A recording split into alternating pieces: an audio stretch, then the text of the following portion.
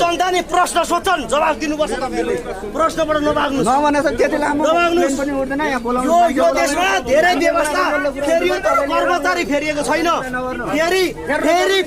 फेरि फेर्न पनि जरुरी हुन्छ जनता यो कुरा याद राख्नुस् कर्मचारीले पनि सुरक्षित रूपमा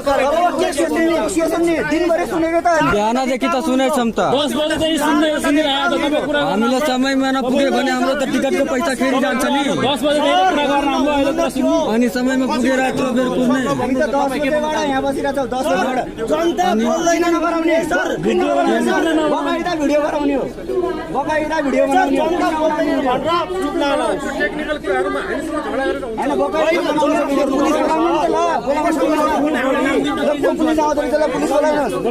पुलिसको धम्की दिया हो पुलिस बोलाउनुस् न तपाईले पुलिसको धम्की चाहिँ नदिनुस् बुझ्नु भएन पुलिसको धम्की चाहिँ नदिनुस् पुलिस पनि कुरा गर्नु सर बोलाउनु पुलिससँग पुलिसको धम्की चाहिँ नदिनुस् ठिक छ यसै भिडियोले